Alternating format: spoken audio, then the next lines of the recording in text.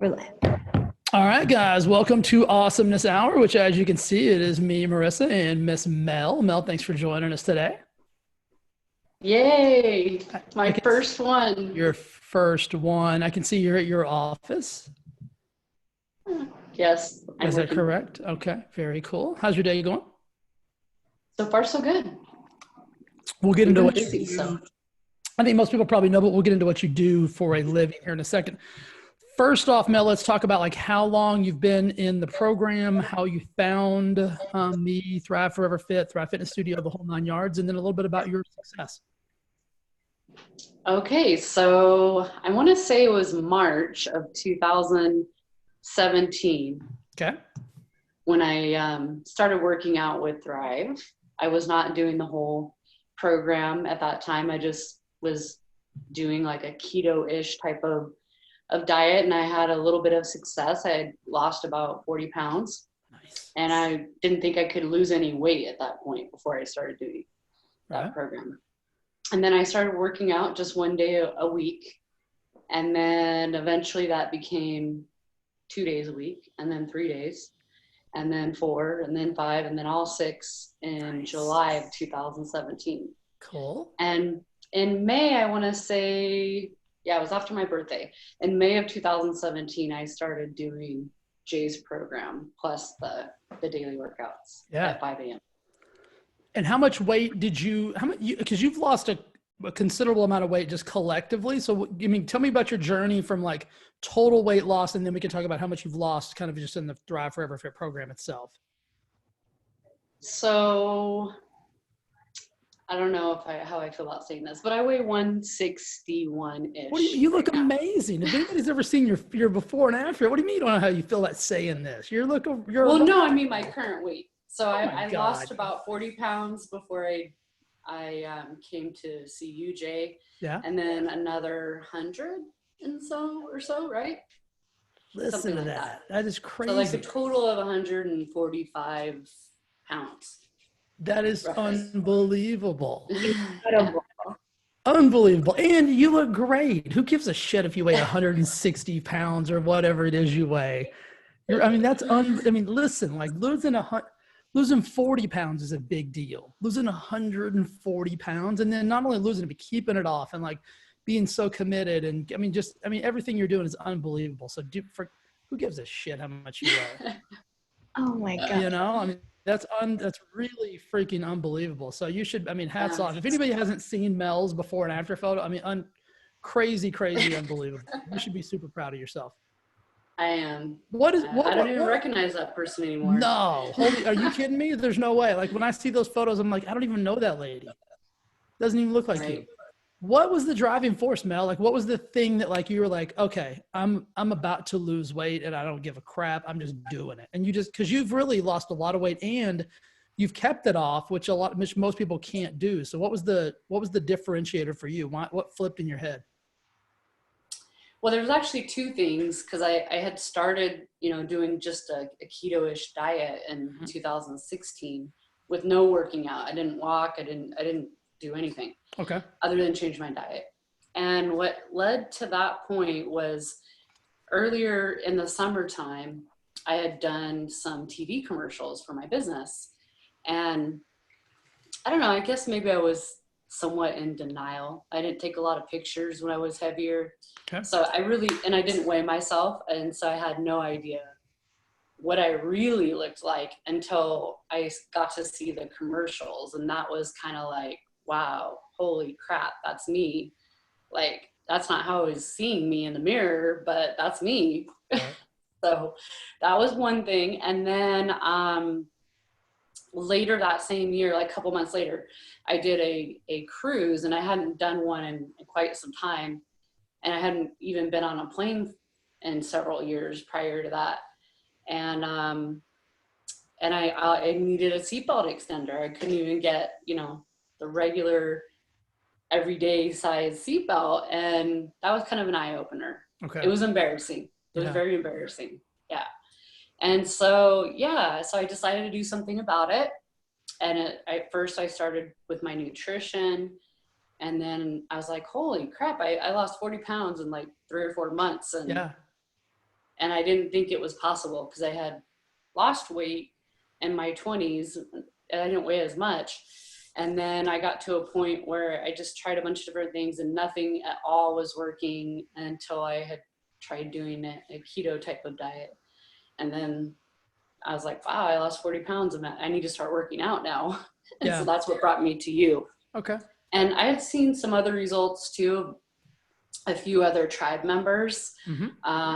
Christy Getmed, she, you know, her and I had known each other. She was looking fabulous. So was Heather Potter. Yeah. And they were posting all the time. And they used to like even share your videos. And I used to watch them before I even joined. I'm like, wow, this guy seems like a pretty cool dude. Like he seemed to know what he's talking about. And so that's why I just randomly one day sent you an email saying, hey, can I do a drop-in class? And how much would it be? Totally cool. Yeah. Oh, that's awesome.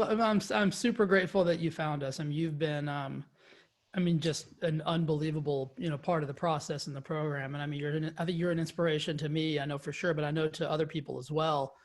What was it, Mel? Because I'm thinking about you right now. And I mean, I know you pretty well. I mean, 2017, we're in 2020. Were you just a big eater before? Like, or did you just like mindlessly eat? Or was there like, you know what I mean? How do you think you got to that place where you were like, holy crap, like I didn't even know I was this big? Well, actually, things kind of started with a car accident that I had okay. in 2008. And then I had I was married for a while. And so the relationship had some issues. Okay. And so I think that led to emotional eating, you know, eating too much. I wouldn't eat breakfast, but I ate a lot of fast food. And I just really like, I don't know, I just stopped caring at some point in time. Like, you know, when you stop weighing yourself, like, that's why you don't want to get on a scale because you really don't want to know. Yeah. So you kind of you kind of got mindless about it. You were just kind of just consuming just mindlessly, probably. Yeah, mindlessly. There was no, you know, watching of calories or, you know, I'm sure it was way over consuming calories and whatnot. And a lot of fast food was just really bad in a number of ways. Yeah. Yeah. I mean, you mentioned work and whatnot like that, because the TV commercials and whatnot. So you own your own State Farm insurance. Would you call it a brokerage or a branch, or what do you call that? We're all independent agencies. Okay. So you own your own independent agency. Right. Mm-hmm. Okay. Very cool. How long have you been doing that? Well, I've had my agency since 2011. I opened in September of 11. Cool. And, you know, that's the other part too, is like, as far as like you asked about the eating thing, like I had a lot of changes going on at the same time. Yeah. So that, you know, in the beginning years when you're just getting established, I was working a lot of hours and not eating right. And so that was a culmination of things. Okay.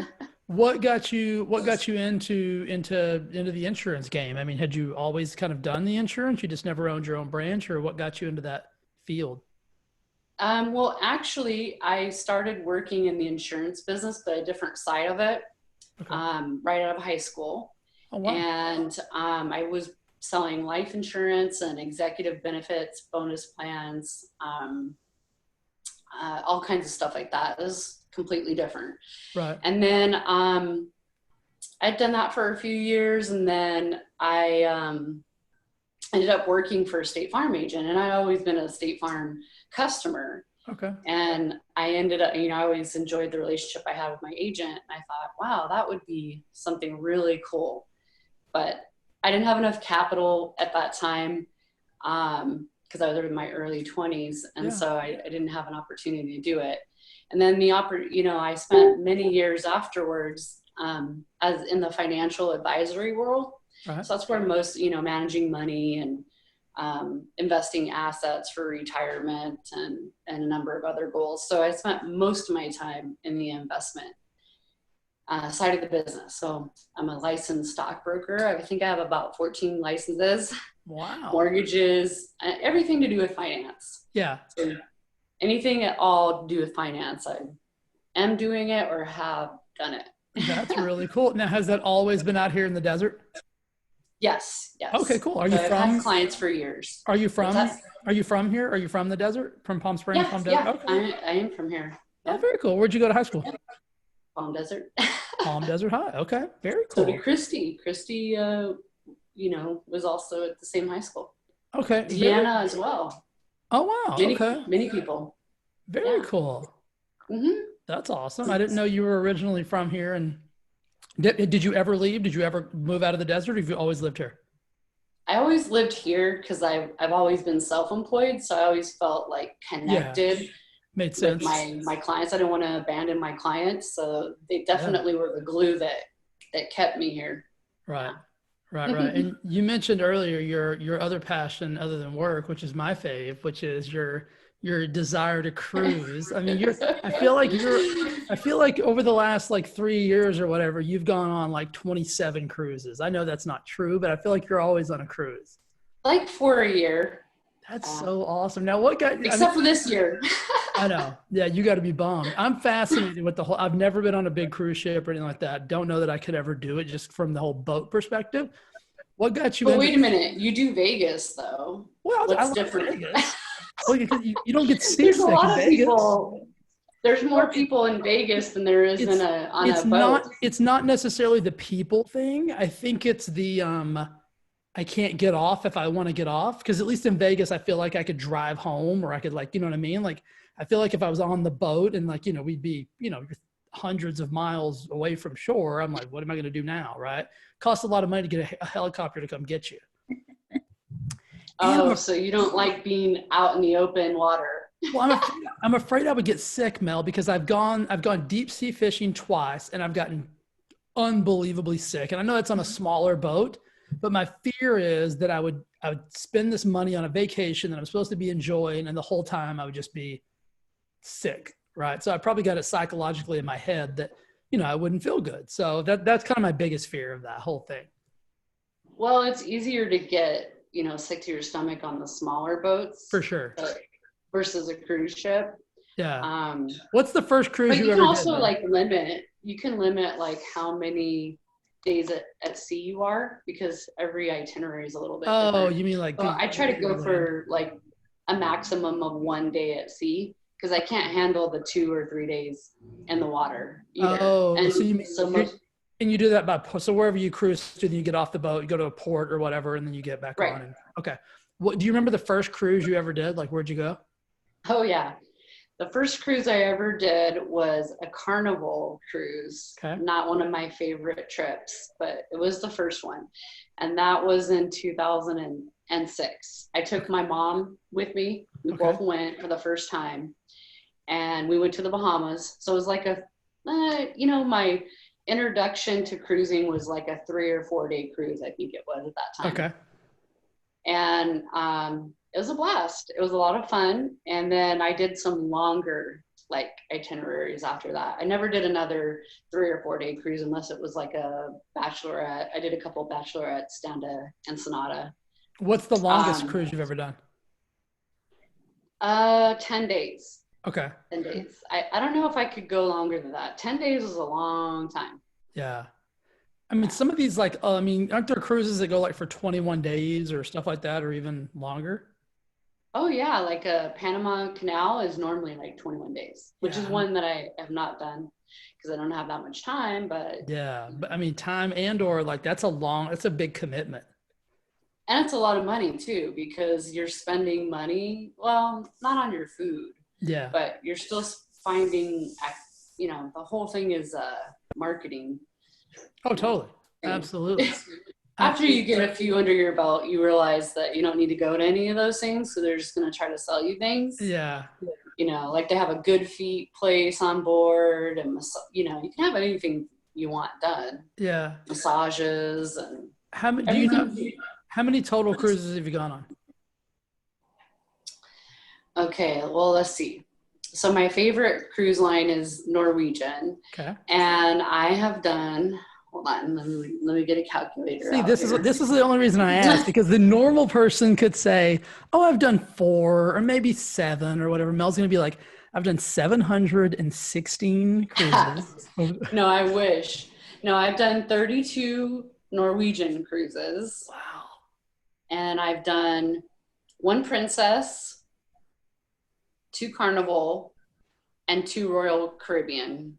So just based on the numbers, we can obviously tell you have a favorite. Like 50, like almost 50. Yeah. Is the Norwegian, what makes Norwegian better than anything else? Well, like anything, you like build up loyalty points and stuff. So like if I go on every trip I go on, I get to do a behind the scenes tour of the ship, which is actually pretty cool. You get to see all the laundry areas, the restaurant areas. Oh, cool. It's insane, like the size of these washers and dryers. Just how they keep it all operating. Yeah. Yeah. And then where they keep all the food, their freezers and stuff like that. You get to see all that. So it's pretty cool to see all that stuff. Yeah. Is there a difference between the boats? Like, I mean, like if I go Norwegian versus Carnival, like is one nicer than the other? Is it the amenities different, or is it kind of all the same? No, every cruise line is different. So like there's some higher end ones like Silver Sea and Crystal Cruises and Viking Cruises. They're all a little bit different. The ships are even different, even within the same cruise line. Yeah. The ships are different. The itineraries are different. You know, some of the cheaper ones will have more days at sea versus, you know, island hopping every day. My goal is to find one where it's a maximum of 1 day at sea, and then the most of the time is spent at a different place. Now, I do want to I shouldn't have said that about the cruise. Ritz-Carlton has this like cruise line. Have you ever seen this? No. Okay, so Ritz-Carlton has this cruise line, but they're like yachts. They're not like big cruise ships, but they're big like yachts.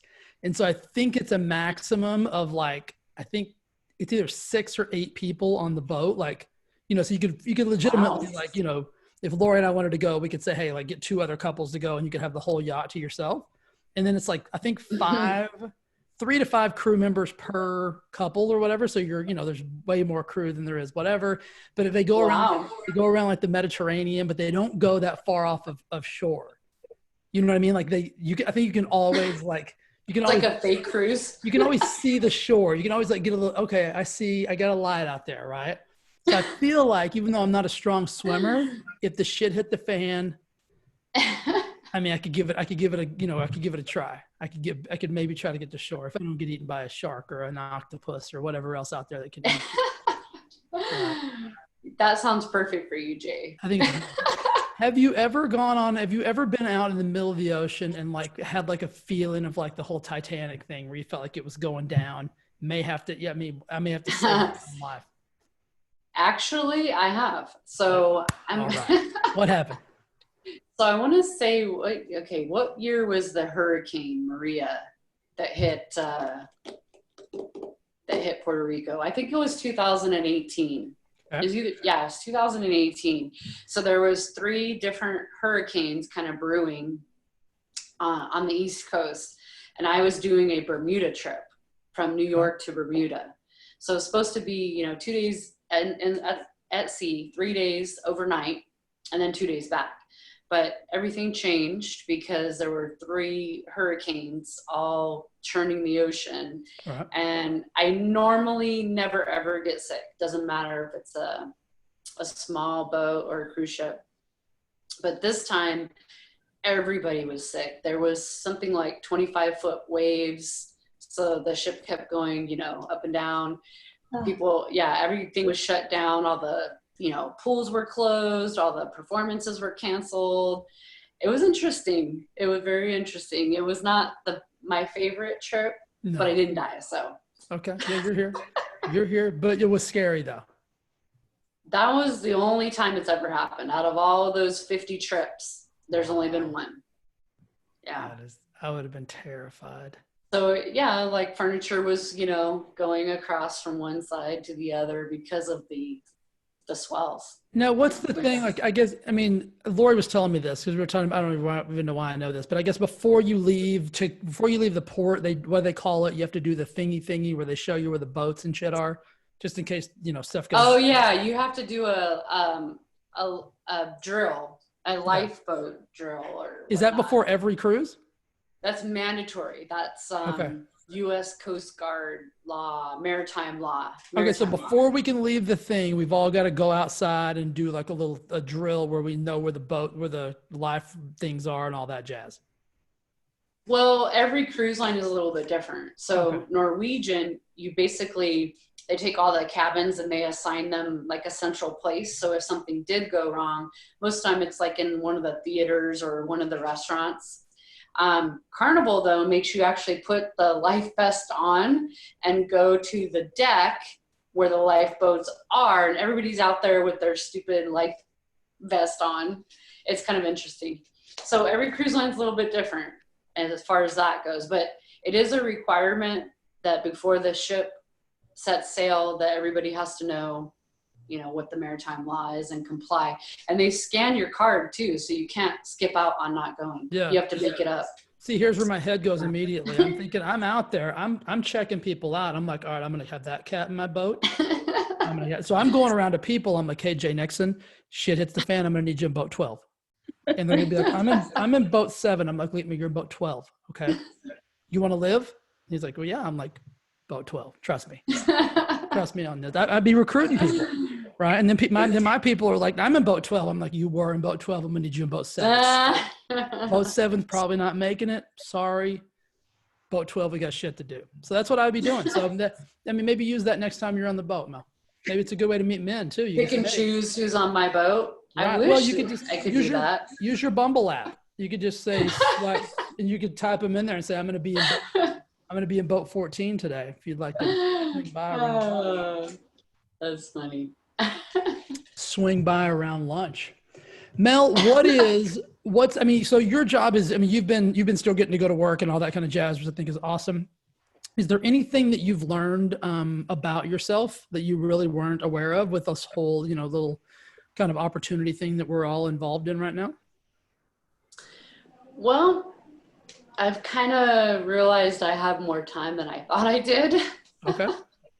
So, it's been an opportunity for me to kind of, on both a personal and as well as a business level, to kind of, think about things and rethink things, strategize. It's been an opportunity that we normally wouldn't have the time to reflect on where we're at and where we're going and how to get there.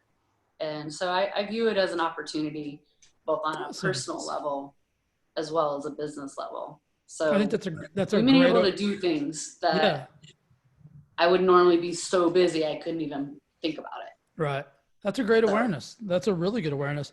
Is there anything that and you might have just kind of touched on this a little bit, is there anything that you've like taken advantage of with that extra like time? Is it the strategy and the stuff that you've kind of been, thinking about? Are you going to implement anything differently in your life now, once we get back to a quote unquote normal?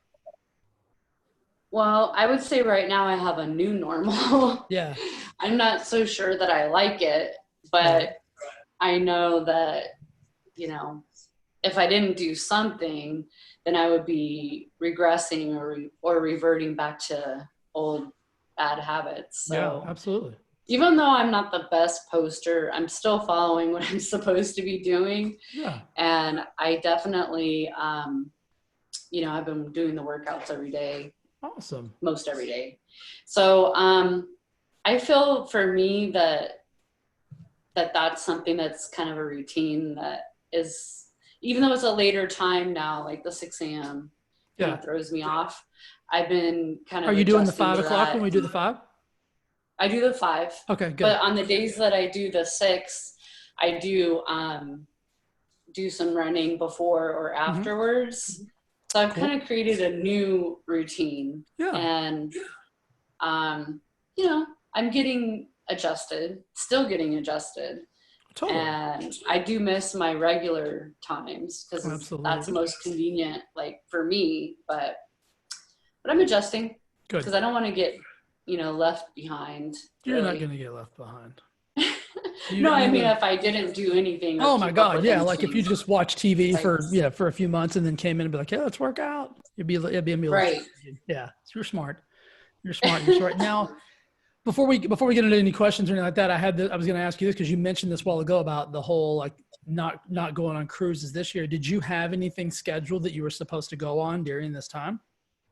No. Okay, No, you didn't I have any didn't vacations or anything planned? Okay. I was just going to ask how they handle that, because I'm always curious to how businesses like handle their, their customer service. Oh, refunds. They would mainly They were giving refunds. Okay, that's cool. Yeah. So you would get your money back towards a future cruise. So yeah, you didn't lose it, or there was no fees to do that. Where is the first place? So, life goes back to normal. Cruise ships are rocking. Are you ready to go on another cruise? Oh yeah. No, where do you want to go first? Well, you and me both. Well, that has kind of changed because the Mediterranean was kind of on my radar, but now I'm a little leery about going there just because of the amount of the outbreak that they've had. Right. So I think I might wait a year. Where do you think you would go? Oh, definitely the Caribbean. So that's kind of like my happy place. You like it there? All the different islands in the Caribbean. What's your favorite Caribbean island? I've never been, but I've always interested in what people's favorites are. Well, my favorite place is Jost Van Dyke, and it's near Tortola. It's part of the British Virgin Islands. And they have this really cool, like it's about a mile long white powdery sand beach. I think Kenny Chesney has a bar there, doesn't he? Yes. I know my stuff. I know my shit. Something all the yachts, like your Ritz-Carlton yacht would like pull up there. And you're damn right it will. What's that? I said you're damn right it'll pull up there. Right. So this is my favorite place right here. This is the Soggy Dollar Bar. Oh wow. Now what makes that so cool? Why do you like that? The good music, good vibe, good what? Just both. Good music, good vibe, good people. Yeah. Good food or island food. Yeah, it's just a lot of fun. And they're like right smack in the middle of that mile long beach. That's pretty cool. There's a lot of other ones you can go to. You just do bar hopping if you wanted to. Just all up and down that beach. You just have to get back on a ferry to make it back to Tortola. So you just got to be able to walk to the ferry and then get yourself off the ferry. Have you ever missed a ferry, Mel? Have you ever missed a boat, been stranded anywhere? No, fortunately, I have not. No. Close? Have we had any close encounters? You mean, am I one of those runners that you see on the cruise ship? Yeah. Oh, hell no. No. Okay. I always leave myself a couple of hours so that I'll never be left behind, because they will leave you if you're Well, not back by the time. Once that monstrosity pulls away from the dock, it's not coming back.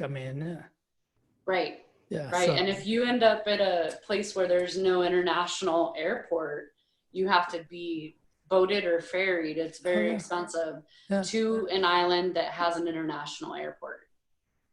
Yeah. Just go back early. Yeah, it just surprises me how many people are like pushing it. I'm like, that's your ride. This is the obvious question, Mel. What are the gyms like on these boats? The gyms? Yeah. Okay, I guess I will be. Okay, I wouldn't know because. You son of a what? What? I go so many days a week with you. No, but I'm not saying you have to work. You don't have to work out, but just go take a freaking picture for me or something. No, I visit it, and I do the walking. Like you can do walking and jogging on the top deck. But I guess my question is, do they have? They have gyms on these boats, obviously. Okay. Yeah, they have a weight room. They have, depending on the ship. One time I did TRX, some TRX classes. Another time I tried my attempt at spin, didn't really care for it. Yeah. And then they have your usual, elliptical machines, rowers. They have a couple rowers, tons of treadmills. With a good view, you get to see the ocean or whatnot. So I have tried it. I just don't go every day. I always have intentions to do it, but then I'm like, you're on vacation. Right. Listen, I'm a weirdo. That's the first thing I want to check out is the gym anywhere I go, but it's not your jam. It's my jam. Don't worry about it. I think people are checking out the bars, not the gym. That's true. No, I'll hit the bar too. I mean, I'm ready to go, but I got to get a little pump on first, right? There you go. You got to get a little pump. There's options. Yeah. Some of them will do like dance or Zumba or yoga like at different times. So, so you could be active if you wanted to be. Now, if I'm going to do Zumba first, I got to hit the bar first. So it's bar, then Zumba. Then Zumba.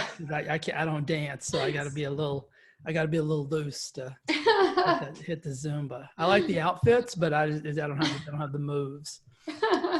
Marissa, do we have any questionos for Miss Mel? A couple, but I feel like you did answer this one. Bobby Jane asked, "What is your favorite cruise ever?" And I think you said Norwegian.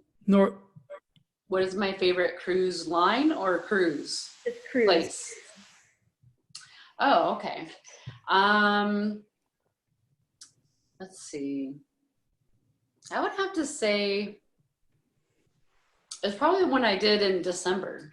So I've been to the same islands.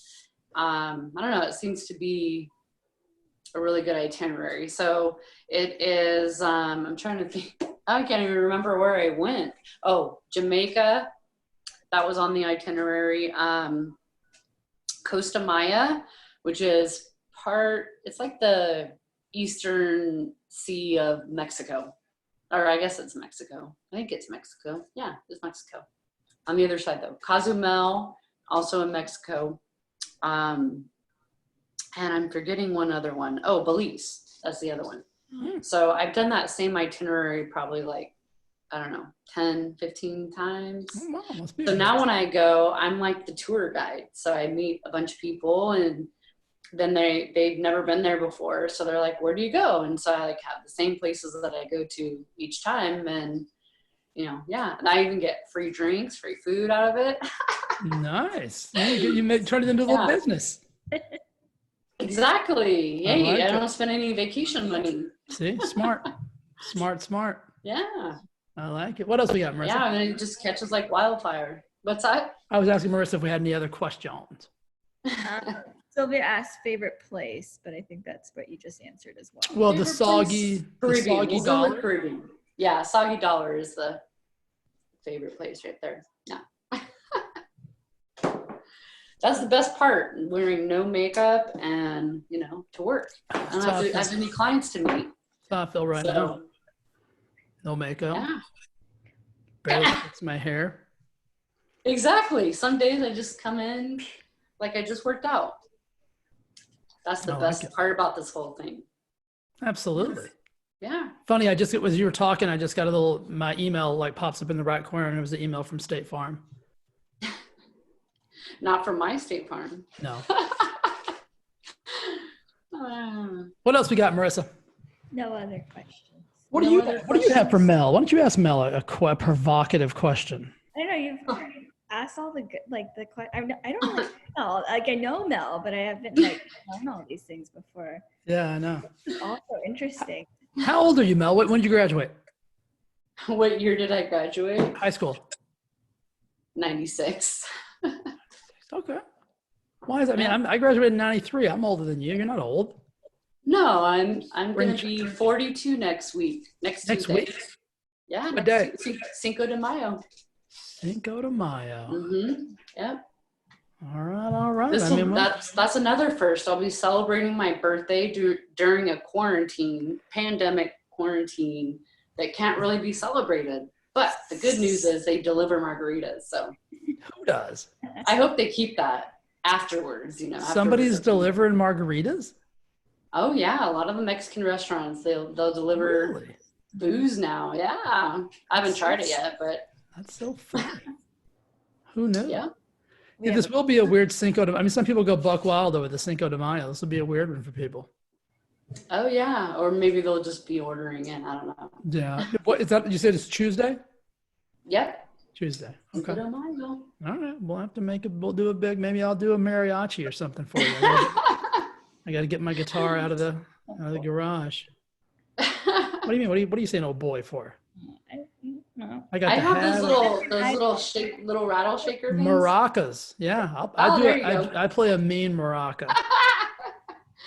Oh boy. tambourine, What about steel maraca. drums? Any steel drums? No steel drum. They wouldn't. I mean, it's too loud. They don't let me get on that. They give me the small stuff, the maracas, the tambourine, the wood block. I play a hell of a wood block. What is it? The little chimey things, I do those. Yeah. So That's funny. yeah, I'm versatile. I can do a little bit of everything. I can do a little bit of everything. Hold on. So does that mean you're going to DJ that for us one time? I'm going to do it for your birthday on When Tuesday. we get back to the studio? We're going to do all kind of stuff at the studio. I'll give you guys a little, we're getting the windows tinted at the studio so I can get rid of those. Oh my gosh. I know, on Monday, so we can get rid of those freaking blinds. That drive me insane. So that's a bonus, right? Oh yeah. So there'll be no more blinds. I know. All kinds of upgrades. No more blinds at the studio, which will be a blessing. We'll have some tinted windows, which is supposed to keep it cooler in there, it's so freaking hot in there right now. It's ridiculous. I'm in there sweating buckets. So we're definitely awesome. upgrading. Well, Mel, thanks for spending a little bit of awesomeness with us. I'm glad you were willing to do this. I didn't know if you'd be able to do it since you're working and whatnot, but I appreciate you taking the time. Coach, thank you. We have questions. Oh shit, we got questions. Let's do it. We got nowhere to be. Let's go. Okay. What's up? All right. So Karen asks, Mel, I missed the beginning, so you may have discussed, but when you started Thrive, what was your biggest challenge to change? Oh, thinking back to the beginning, huh? Well, the first thing was, when I originally was doing my own keto, it was like 1,600 calories a day that I had. And so that was really probably the first hardest adjustment, was reducing that down to 1,200, which was like basically a whole meal per se, or maybe two, or a couple of snacks or what have you. The other hardest thing was being the last person, the slowest person to run God, I don't even know what they're called anymore, hot laps. Yeah. So I was the last person. I hadn't been working out. I hadn't worked out in years. And so I just kept challenging myself. Okay, well, why don't I get to the end of, the hot lap or half of the hot lap? And then eventually it became full. So I think the hardest challenge, even to this day, is to continue to push yourself. Because even at this point, I could do a workout and be lazy about it and justify that in some ways, like, that was easy. So keep pushing myself. I think that has been the hardest thing for me. It's true. I mean, I think we all kind of it's easy to get complacent, especially when you've had so much success. I mean, 140 pounds, like you could easily say, listen, look at this. I can, I'm good. Right. But to keep pushing yourself, I think is the real differentiator. And you do that. I mean, you never, you always work hard. I mean, that's one of the beautiful things about you at the studio is like, you always work hard. I mean, you don't ever phone it in and just half-ass it. So I appreciate that about you. Agreed. Consistency. That's the key. Well, and I remember even when you did first start, Mel, and you were, I mean, listen, when you never, I feel like you always felt supported though, even though you might've been the last one, like people were still always cheering you on and like wanting you to be, to be better and do more. And I think that was a big, that always makes you feel like you're part of something bigger than yourself too. Oh yeah. And that was a really big motivator too, is that people that I hadn't seen in a while I would run into them and they'd be like, you look great. And so that was a really big motivator too. Totally. Is to keep going on. But it certainly hasn't been easy. I mean, the first year I just followed everything to a T for the first year. And then in 12 months, I had lost 100 pounds. But after that, the last 40 or 45 pounds has been a struggle. Yeah. Because you're lighter, you don't burn as many calories as it was almost better to be heavier because you burn so much more calories. And then at some point, when I was heavier, I had a bigger margin of error. I could be about 80% perfect and still like lose weight, not like clockwork every single week in, week out. But I feel like as I've gotten closer to my goal, you have to almost be pretty much 100%. Like there's no margin of error per se. Yeah. Your perfection level. I mean, you're like, it used to be like this and now you're down to like this. So you've got to be, like you said, more precise. You don't have the wiggle room that you had when you had all that weight to lose. So you're right. It's consistency and commitment and the persistence to just keep doing the right thing. Exactly. You're still crushing it. What else we got, Marissa? Alyssa asks, what is your favorite workout at the studio? Oh, my favorite workout. My favorite workouts are the ones where we have, kind of stations inside. So we go from one, I don't want to say like 4 or 5 different movements and you just move up one. That's my favorite workouts. Is because there's variety and variety. I like the stations. Keeps you moving. It's very cool. Yeah. I like all of my workouts. So that was a hard one. Good answer, Mel. I do. Celeste asks, what is your ideal day? My ideal day. Well, it would definitely have to be on some island while I'm vacationing. I hear you. My perfect day actually is my favorite place, this place, Soggy Dollar. Yeah. So just to be there relaxing without any cares, just hanging out, beautiful weather, beautiful beach, very relaxing. I could just lay there in the water all day. What's your favorite beverage at that bar? My favorite, they're known for, why can I not think of it? They have a specialty drink that they're really known for, and I'm trying to think of it. I can't think of it right now. Is it it has some kind of rum in it. I was going to ask if it was a rum-based drink. Yeah. Okay. Yeah, and they put fresh nutmeg on the top. And so that's what makes their drinks actually really good is the fresh nutmeg. Yeah. Little nutmeg. Yeah. Okay. Didn't see that coming. Yeah. Did not see that coming. I don't know why I cannot think of the name right now. What'll come? Maybe it's been too long. I'm like overdue for a cruise. That means you got to go. It means you need it. Alyssa asks, besides the gym and work, what are your hobbies? Oh, okay. Besides the gym and work, what are my hobbies? Well, I would say traveling is a hobby per se. Yeah. So I spend my extra time either planning something or going somewhere on my off time. I don't know.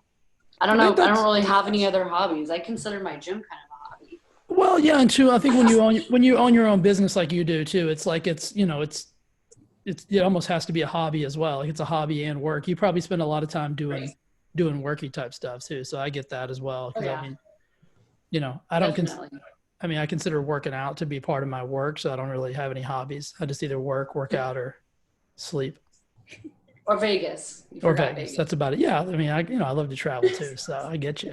I feel you, Mel. Yeah. I don't have a 9-to-5 job. So I'll give you a Vegas update. So I've obviously got my pals on the texty. So we were texting the other night and they were supposed to, they've extended their thing for like another 14 days. June 1st? Is it June 1st?